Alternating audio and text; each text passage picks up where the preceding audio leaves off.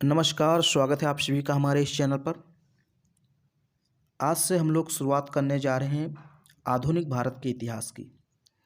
इतिहास का एक बहुत ही महत्वपूर्ण खंड है और आपके द्वारा लगातार इसकी मांग की जा रही थी। बहुत सारे लोगों ने यूट्यूब पे कमेंट किया, टेलीग्राम पे कमेंट किया और इंस्टाग्राम पे, जहाँ मतलब वो हमसे जुड़ सकते थे वहाँ पे उन्होंने कमेंट किया। हालांकि मैं प्राचीन इतिहास, मध्यकालीन इतिहास पढ़ा रहा था, लेकिन चूँकि आपकी डिमांड है कि सर आधुनिक भारत का इतिहास पहले पढ़ा दीजिए, क्योंकि यहाँ से बहुत सारे प्रश्न परीक्षाओं में पूछे जाते हैं। और सच बात ये है कि भाई आधुनिक भारत का जो इतिहास है ये कहीं ना कहीं प्राचीन और मध्यकालीन भारतीय इतिहास से ज़्यादा इम्पोर्टेंट है परीक्षाओं के दृष्टिकोण से, अगर हम बात करें तो। क्योंकि आजकल जो ट्रेंड चल रहा है परीक्षाओं का, उसमें आधुनिक भारत से ज़्यादा क्वेश्चन पूछे जाते हैं। ये बात सही है। तो आप लोग की डिमांड जायज़ थी, तो इसीलिए मैंने कहा चलिए ठीक है, आपको सबसे पहले मैं आधुनिक भारत का इतिहास पढ़ा दूंगा। और मैं आपको बता दूं, ये जो क्लास होगी आधुनिक भारत की, इसको मैं डिटेल में पढ़ाऊंगा। हर एक पॉइंट, चाहे वो कोई घटना है, युद्ध है या कोई भी नीति है, उसको मैं डिटेल में पढ़ाऊंगा ताकि आपको फिर कहीं से पढ़ने की ज़रूरत ना पड़े। तो इसलिए जो लोग प्रतियोगी परीक्षाओं की तैयारी करते हैं वो भी पढ़ें, और जो किसी विश्वविद्यालय में भी पढ़ाई करते हैं, कॉलेज में पढ़ाई करते हैं और उनके सिलेबस में मॉडर्न हिस्ट्री है, जो कि होना ही होना है, तो वो भी पढ़ सकते हैं। तो फिलहाल हम आज शुरुआत कर रहे हैं आधुनिक भारत के इतिहास की पहली क्लास की। मॉडर्न इंडियन हिस्ट्री अगर हम बात करें तो वैसे तो आपने देखा होगा कि जो टीचर होते हैं वो पढ़ाना शुरू करते हैं 1757 से, यानी कि जब प्लासी का युद्ध होता है, सिराजुद्दौला एक तरफ और रॉबर्ट क्लाइव की सेना दूसरी तरफ, 1757 में जो युद्ध होता है वहीं से आधुनिक भारत की शुरुआत करते हैं। अक्सर मैंने देखा टीचरों को पढ़ाते हुए। लेकिन मैं आपको डायरेक्ट 1757 पे लेकर नहीं जाऊंगा। उसके पहले मैं थोड़ा सा आपको बताऊंगा कि भारत की राजनीतिक स्थिति कैसी थी 18वीं शताब्दी में। जब मुगलों का पतन हो रहा था तो बहुत सारे राज्य बन रहे थे, नए नए राज्यों का निर्माण हो रहा था, स्थापनाएं हो रही थी। तो वो सारी चीज़ें पहले हमको पढ़नी है, फिर धीरे धीरे हम लोग को यूरोपीय कंपनियों पर आना है। उसके बाद हम लोग आगे बढ़ेंगे। 57, 64 ये जो सारे युद्ध हुए हैं इनके बारे में हम लोग को डिटेल में पढ़ना है। तो ये पहली क्लास है। और ये जो देखिए, ये जो ऐप है इसमें मैं कुछ ज़्यादा सिस्टम जानता नहीं हूँ, लेकिन इतना जानता हूँ कि आपको पढ़ा सकूँ। तो आधुनिक भारत के इतिहास की पहली क्लास है। चलिए हम लोग इसकी शुरुआत करते हैं। और हमारा जो सबसे पहला टॉपिक रहेगा वो हमारा टॉपिक होगा 18वीं सदी का भारत। तो आज हम लोग क्या बात करेंगे, 18वीं सदी में भारत की राजनीतिक स्थिति कैसी थी। अब 18वीं सदी की जब हम बात करते हैं तो इसका मतलब क्या है, देखिए, क्योंकि बहुत सारे बच्चे यही नहीं जानते कि 18वीं शताब्दी कब से कब तक है। तो देखिए, अगर हम 18वीं शताब्दी की बात करते हैं तो इसका मतलब ये है 1701 से लेकर के 1800 ईस्वी तक का जो समय रहेगा उसको हम बोलेंगे 18वीं सदी का भारत, यानी 18वीं सदी बोलेंगे। 1701 से लेकर के 1800 ईस्वी तक का जो काल है वो 18वीं सदी का काल माना जाएगा। तो मैंने आपको पहले ही बताया है कि थोड़ा इसमें सिस्टम मैं कुछ भी जानता नहीं हूँ ज़्यादा। तो मैं बात कर रहा था 18वीं शताब्दी की। तो 18वीं शताब्दी में एक बहुत महत्वपूर्ण घटना घटित होती है। अगर आपने थोड़ा बहुत भी मध्यकालीन इतिहास पढ़ा है पहले कभी, तो आपको पता होगा कि कौन सी घटना घटित होती है 18वीं शताब्दी की शुरुआत में। एक्चुअली 1707 की बात है। 1707 ईस्वी में क्या होता है कि जो मुग़ल बादशाह औरंगजेब था उसकी मृत्यु हो जाती है। अब 1707 ईस्वी में मुग़ल बादशाह औरंगजेब की मृत्यु हो गई और उस समय क्या था, लगभग पूरे भारत पर मुग़लों का शासन था। उसके अधीन कई छोटे छोटे राज्य थे मुग़लों के अधीन, मतलब उन राज्यों पर मुग़लों का नियंत्रण था। और उन पर शासन कौन कर रहा था? मुगल बादशाह औरंगजेब। जब 1707 ईस्वी में औरंगजेब की मृत्यु हुई तो उसके बाद जो भी शासक आए, मुगल सत्ता पर बैठे, मुगल सिंहासन पर बैठे, मुगल साम्राज्य को संभाला जिन्होंने, वे बहुत ही अयोग्य साबित हुए, कमज़ोर साबित हुए, जिससे क्या हुआ कि मुगल साम्राज्य का धीरे धीरे पतन शुरू हो गया। यानी कि 18वीं शताब्दी में जब औरंगजेब की 1707 में मृत्यु हुई, तभी से हम कह सकते हैं कि मुगलों का पतन, मुगलों का विघटन शुरू हो गया और ये प्रक्रिया पूरे 18वीं शताब्दी तक चलती रही। तो मैंने आपको बताया था कि मुगलों के अधीन कई राज्य थे जिन पर मुगलों का नियंत्रण था। तो जब केंद्रीय सत्ता कमज़ोर हो गई, यानी कि जब मुगल सम्राट ही कमज़ोर हो गया, तो धीरे धीरे वे राज्य स्वतंत्र होने लगे। वहाँ के जो छोटे छोटे प्रांतीय गवर्नर थे, उन्होंने अपनी स्वतंत्रता की घोषणा कर दी। उन्होंने कहा कि मैं आपका जो है कि आपकी बात नहीं मानूंगा। मतलब डायरेक्टली उन्होंने कभी नहीं कहा मैं आप सारी चीज़ें आपको बताऊंगा। अभी तो मैं बस थोड़ी सी आपको कहानी बता रहा हूँ ताकि आपके अंदर एक समझ पैदा हो कि हुआ क्या था। तो धीरे धीरे जो प्रांतीय गवर्नर थे, छोटे छोटे शासक थे, उन्होंने मुगलों की अवहेलना करनी शुरू कर दी। मतलब अपना स्वतंत्र सत्ता स्थापित करने लगे। तो वही चीज़ हम लोग को पढ़नी है इस वाले क्लास में कि मुगलों का पतन कैसे हुआ। वो तो मध्यकालीन भारतीय इतिहास की बात हो जाती है, उसको हम लोग नहीं पढ़ेंगे। बस ये जानिए कि औरंगजेब की मृत्यु के बाद मुगलों का विघटन शुरू हो गया और फिर नए नए राज्य उत्पन्न होने लगे, स्थापित होने लगे। तो कौन कौन से राज्य थे, उनकी स्थापना कब हुई, किसने की, किन किन क्षेत्रों में स्थापित हुए, ये सारी चीज़ें आज हम लोग को पढ़नी है बहुत डिटेल में। तो चलिए हम लोग शुरुआत करते हैं। और ये पीपीटी आपको पीडीएफ के रूप में मैंने बता ही दिया कि मिल जाएगी। टेलीग्राम चैनल को आप ज्वाइन किए रहिए। तो फिलहाल हम बात करते हैं 18वीं सदी में भारत में कौन कौन से राज्य थे। अब ध्यान से समझिए, सिर्फ और सिर्फ समझिए।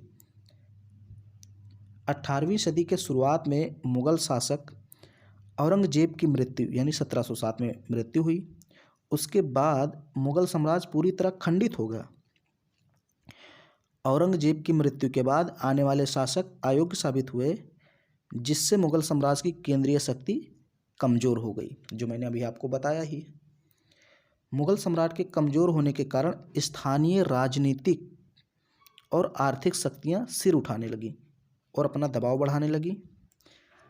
तो यहाँ पर स्थानीय राजनीतिक और आर्थिक शक्तियां का मतलब है जो छोटे छोटे राज्य थे उनकी बात हो रही है, जो पहले मुगलों के अधीन हुआ करते थे। वे छोटी छोटी राजनीतिक शक्तियां और आर्थिक शक्तियां अब अपना सिर उठाने लगीं और अपना दबाव बढ़ाने लगी। फलस्वरूप मुगल साम्राज्य के विघटन के पश्चात अनेक क्षेत्रीय राज्य स्थापित हुए। आई होप आपको ये समझ में आ गया होगा। तो 18वीं शताब्दी में बेसिकली यहाँ पर यही लिखा है कि जब मुगल सत्ता कमज़ोर हुई, औरंगजेब की मृत्यु हुई, तो जो बाद में शासक आए वो अयोग्य साबित हुए।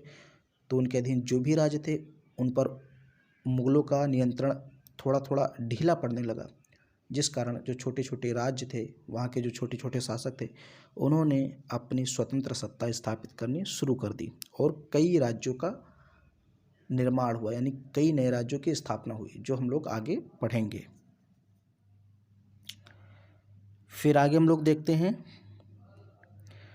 तो जो क्षेत्रीय राज्य स्थापित हुए, जो क्षेत्रीय राज्य बने या जिनका निर्माण हुआ, वे 3 प्रकार के राज्य बने थे।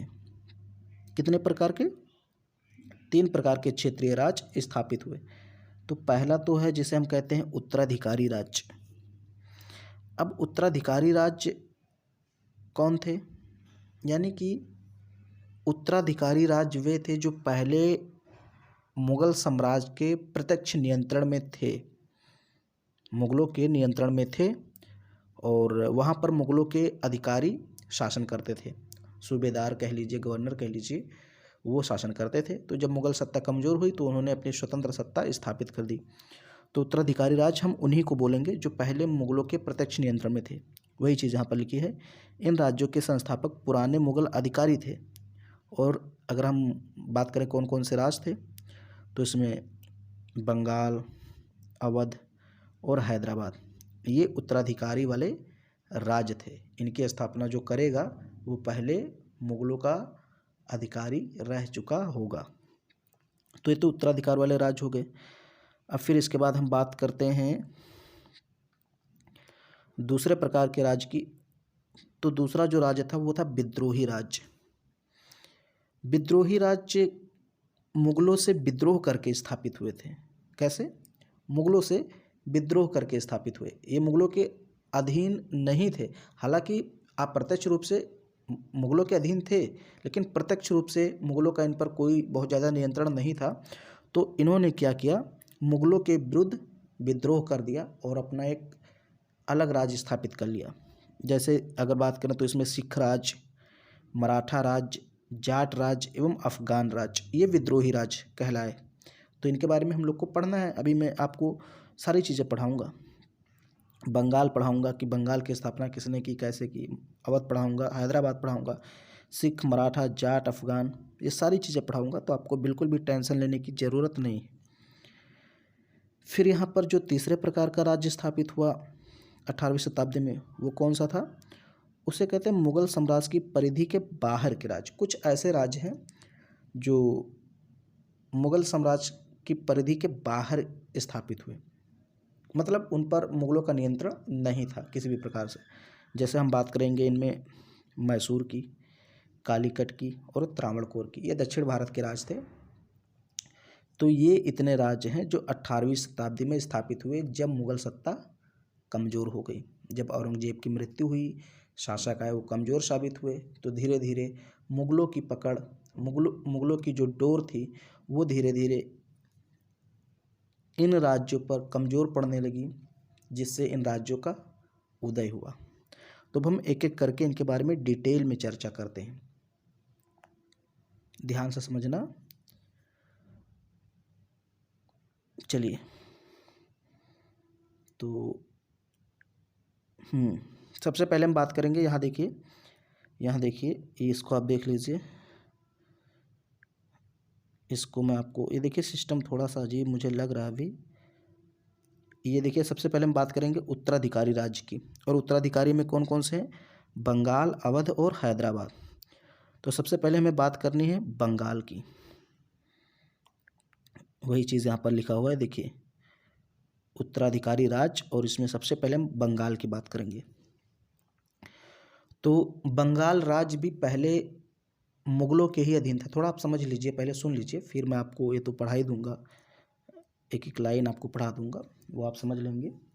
देखिए, बंगाल पहले मुगलों के अधीन ही था और यहाँ पर मुगल अधिकारी कार्य करते थे, शासन करते थे।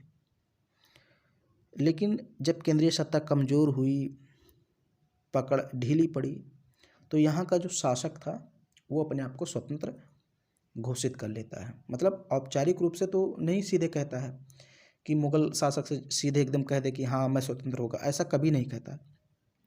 लेकिन व्यवहारिक रूप में वो आप कह सकते हैं कि वह स्वतंत्र शासन करने लगता है। एक कैसे कहते हैं ना, छुपा रुस्तम तरीके से स्वतंत्र, एकदम स्वतंत्र हो गया था। कभी उसने खुलेआम घोषणा नहीं की कि हम स्वतंत्र हो गए हैं, अब हम आपकी बात नहीं मानेंगे, ऐसा कभी नहीं कहा। तो अब हम बात करते हैं यहाँ पर पॉइंट टू पॉइंट। देखिए,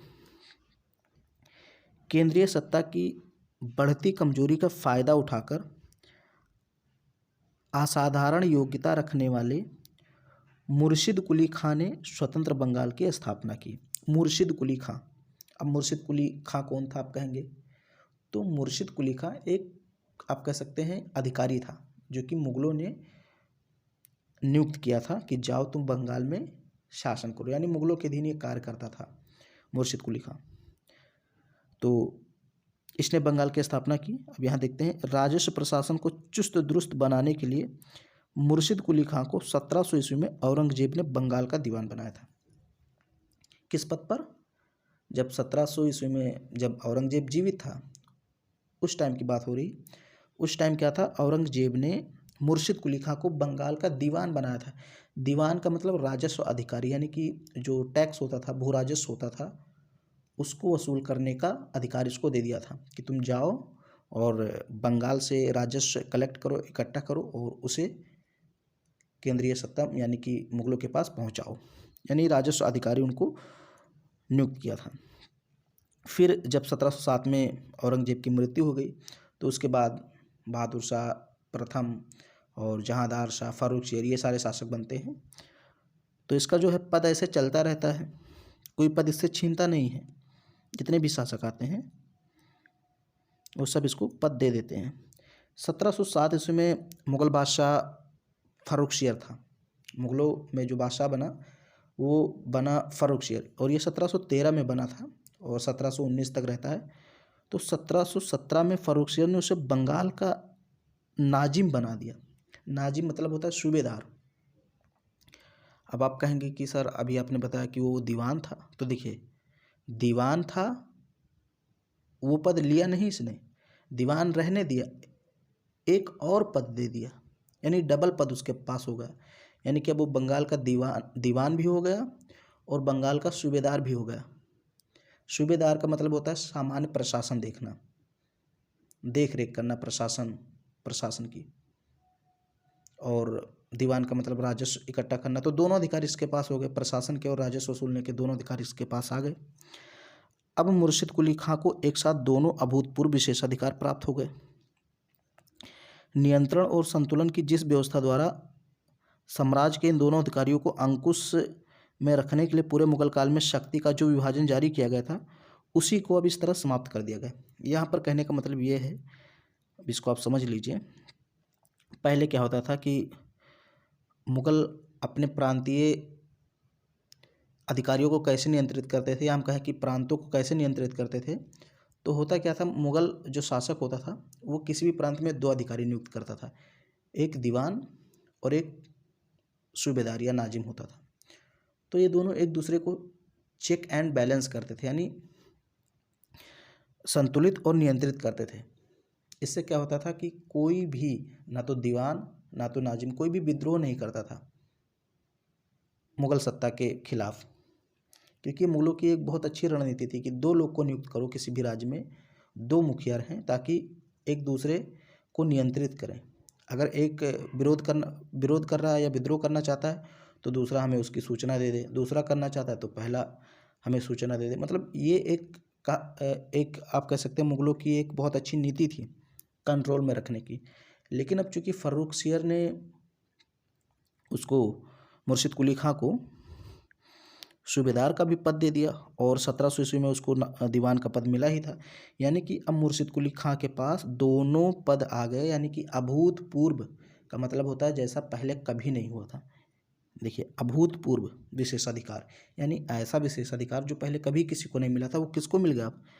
वो मिल गया अब मुर्शिद कुली खां को।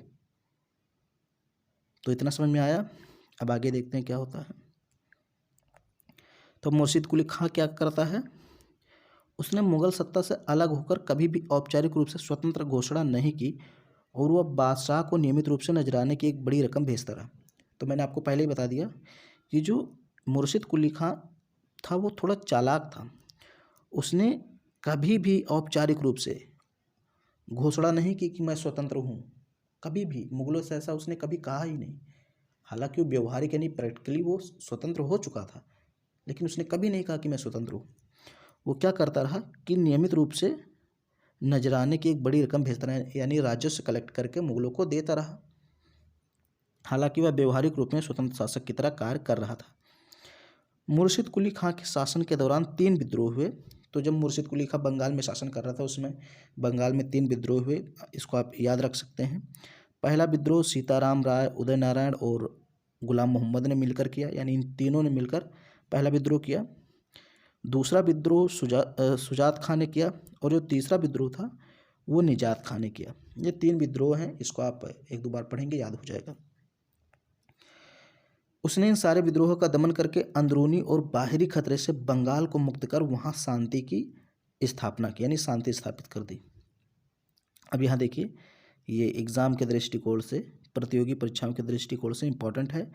मुर्शिद कुली खान ने बंगाल की राजधानी ढाका के स्थान पर मुर्शिदाबाद को बनाया था। इसको आप याद रखना। फिर आगे हम लोग बात करते हैं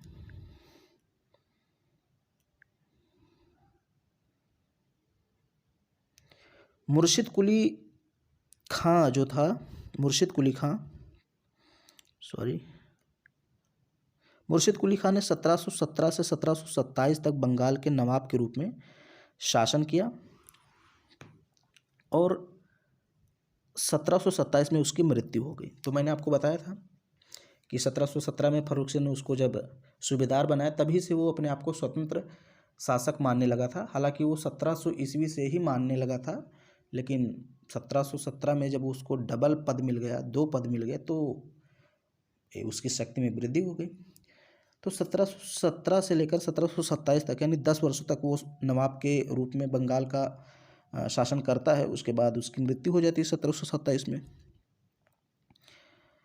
अब पद पर कौन बैठे, अगला नवाब कौन बने?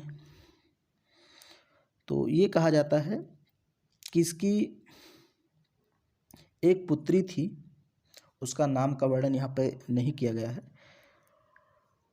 मुर्शिद कुली खां की एक पुत्री थी और उसका एक पुत्र था, यानी पुत्री का पुत्र था जिसका नाम था सरफराज खां। मुर्शिद कुली खां ने अपनी पुत्री के पुत्र सरफराज खां को अपना उत्तराधिकारी नियुक्त किया था। तो इस हिसाब से सरफराज खां और मुर्शिद कुली खां में क्या रिश्ता हुआ, यानी मुर्शिद कुली खां सरफराज खां का नाना हुआ। और ये फिर क्या होगा, इसका आप कह सकते हैं दौहित्र कह सकते हैं, नाती कह सकते हैं, कुछ भी कह लीजिए। तो इसने अपनी पुत्री के पुत्र सरफराज खां को अपना उत्तराधिकारी नियुक्त किया था, लेकिन सरफराज को उसके पिता सुजाउद्दीन मोहम्मद खां ने बेदखल कर दिया। किसने बेदखल किया? सरफराज खां के पिता यानी कि मुर्शिद कुली खां के दामाद ही हुए। आप ये समझ लीजिएगा कैसे हुआ। तो सरफराज खां के पिता सुजाउद्दीन मोहम्मद खां, जो कि मुर्शिद कुली खां के दामाद थे, उन्होंने उसको शासक बनने नहीं दिया, उसको बेदखल कर दिया। और शासक कौन बन गया 1727 में? सुजाउद्दीन बन गया, सुजाउद्दीन मोहम्मद खां। अब इसने बंगाल और उड़ीसा दोनों प्रांतों को अपने नियंत्रण में ले लिया, यानी बंगाल पे तो था ही, पास में उड़ीसा था, उसको भी अपने नियंत्रण में ले लिया। और मुग़ल बादशाह मोहम्मद शाह से अपने पद का अनुमोदन भी करा लिया। अब देखिए, जब फर्रुखसियर 1719 में जाता है, यानी कि उसकी डेथ हो जाती है, तो उसके बाद मुग़ल बादशाह बनता है मोहम्मद शाह रंगीला। और ये 1719 से 1748 तक चलता है इसका शासनकाल। मोहम्मद शाह रंगीला का लंबा शासनकाल था। हालांकि ये कमज़ोर था, लेकिन फिर भी इसने लंबे समय तक शासन किया। तो 1727 में क्या होता है कि सुजाउद्दीन मोहम्मद शाह रंगीला से अपने पद का अनुमोदन करा लेता है, मतलब एक प्रकार से साइन करा लेता है कि हाँ, मैं बंगाल का नवाब हूँ, ऑफिशियली, औपचारिक रूप से। सुजाउद्दीन ने बंगाल पर 1739 तक शासन किया। कब से 1727 से 1739 तक। उसके बाद उसका बेटा सरफराज खां नवाब बना।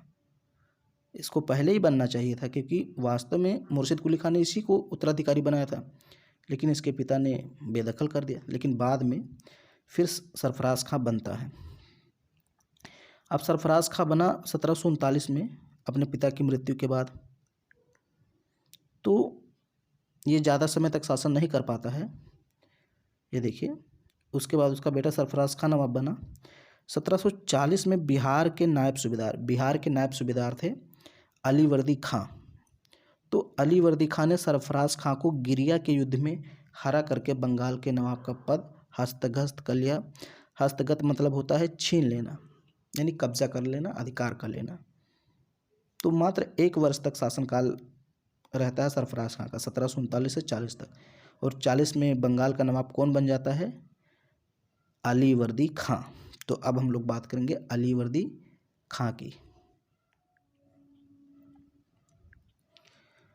अलीवर्दी खान ने तत्कालीन मुगल सम्राट को 2 करोड़ रुपए नजराना देकर अपने पद की स्वीकृति प्राप्त कर ली। वही चीज़ इसने भी किया जो शुजाउद्दीन ने किया था।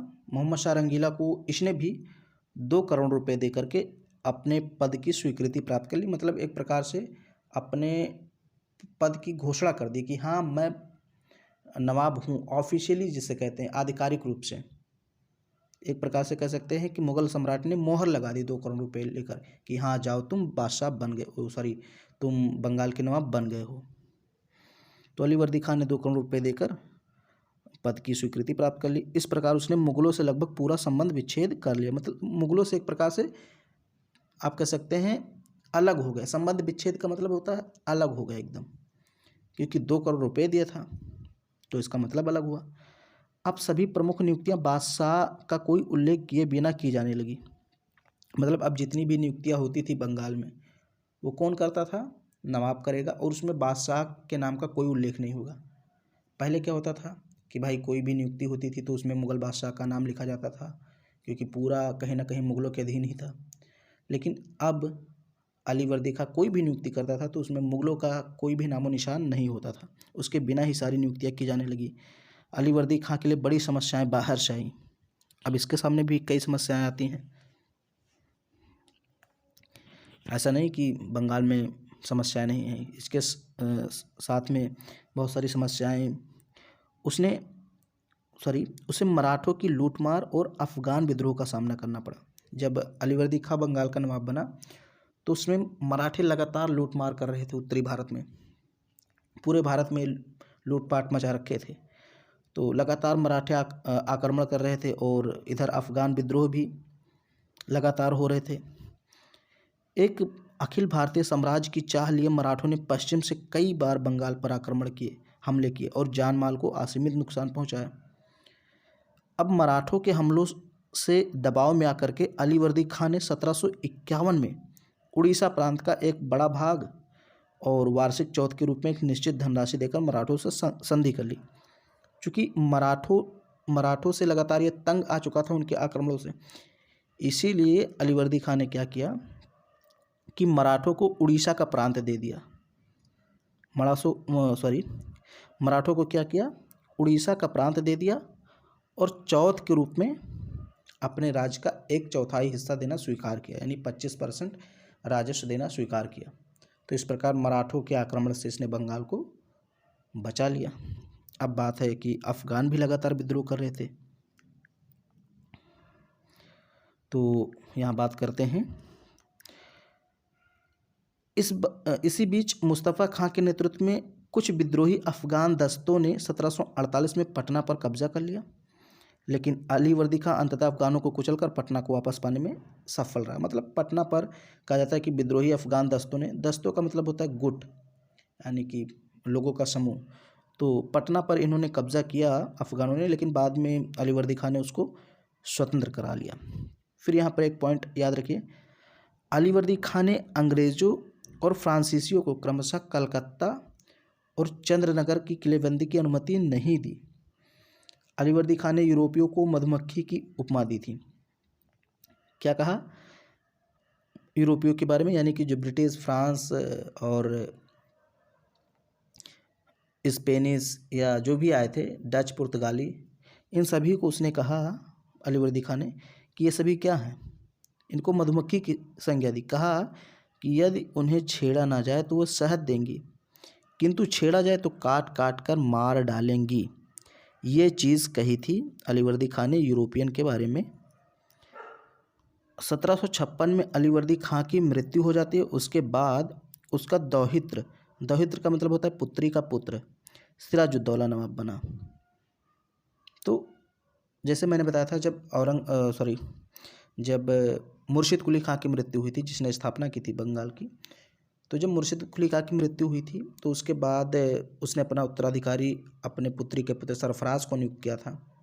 तो वैसे ही अलीवर्दी खान ने अपने पुत्री के पुत्र सिराजुद्दौला को अपना उत्तराधिकारी बनाया था और नवाब भी वही बना। अब यहाँ पर जान लीजिए, थोड़ा सा एक्स्ट्रा जानकारी ले लीजिए कि अलीवर्दी खां की 3 पुत्रियाँ थीं, घसीटी बेगम, मामुना बेगम और अमीना बेगम। ये 3 पुत्रियाँ थीं अलीवर्दी खां की। और जो सिराजुद्दौला था वो किसका बेटा था? वो था अमीना बेगम का। तो जब अमीना बेगम का पुत्र सिराजुद्दौला नवाब बन गया तो ये दोनों लोग जलन करने लगे, ईर्ष्या होने लगी कि हम भी तो उनकी बेटी हैं अलीवर्दी खां की, हमें क्यों नहीं घोषित किया शासक या नवाब। तो वही चीज़ यहाँ पर है, आगे हम लोग को पढ़ेंगे कि सिराजुद्दौला नवाब बन जाता है बंगाल का और ये जो घसीटी बेगम है ये सिराजुद्दौला का विरोध करने लगती हैं। मामुना बेगम, अब देखिए मामुना बेगम का पति था शौकत जंग जो पूर्णिया का नवाब था। शौकत जंग वो भी सिराजुद्दौला का विरोध करने लगता है। तो घसीटी बेगम, शौकत जंग ये सब सिराजुद्दौला का विरोध करते हैं, इससे ईर्ष्या करते हैं। और 1757 में जब प्लासी का युद्ध होता है तो उसमें सिराजुद्दौला के ये सब खिलाफ हो जाते हैं, यानी दुश्मनों से मिल जाते हैं और सिराजुद्दौला पराजित हो जाता है, आप सभी को पता है। तो अब ये तो सारी चीज़ें प्लासी का युद्ध वगैरह हम आगे पढ़ेंगे, अभी तो शुरुआत किए हैं। बस आप ये जान लीजिए कि मैंने आपको पूरा बंगाल का इतिहास पढ़ा दिया कि कैसे वहाँ पर नवाब बने, उन्होंने कैसे स्थापित किया अपनी स्वतंत्र सत्ता। तो सबसे पहले मुर्शिद कुली खां, मुर्शिद कुली खां के बाद सुजाउद्दीन, सुजाउद्दीन के बाद सरफराज, सरफराज के बाद अलीवर्दी खां, अलीवर्दी खां के बाद सिराजुद्दौला। और अब हम लोग आगे पढ़ेंगे अवध और हैदराबाद के बारे में। तो आज हम लोग क्लास को यहीं पे एंड करते हैं और आगे चर्चा हम लोग जारी रखेंगे। अगर वीडियो आपको पसंद आ रही है, चीज़ें आपको समझ में आ रही हैं, तो आप वीडियो को लाइक कर दीजिए। और ये हमारी पहली क्लास है ना, तो ये जो PDF वगैरह बना है, PPT बना है, ये जो सिस्टम है ये थोड़ा मैं समझ नहीं पा रहा हूँ अभी। तो अगर कहीं एक दो इधर उधर मिस्टेक हो गई हो तो उसको नज़रअंदाज कीजिए और पढ़ते रहिए आराम से। वीडियो अगर पसंद आ रही तो इसको लाइक वगैरह कर दीजिए, शेयर कर दिया कीजिए अपने फ्रेंड में, ताकि वो भी लोग जानें, ये जानकारी प्राप्त करें। और चैनल पे पहली बार आए हैं तो चैनल को सब्सक्राइब कर लीजिए, अगर किए हैं तब तो कोई बात ही नहीं, बहुत अच्छी बात है। तो चलिए मिलते हैं हम लोग अगले वीडियो में, तब तक के लिए आप अपना ध्यान रखिए। नमस्कार, टाटा, बाय बाय।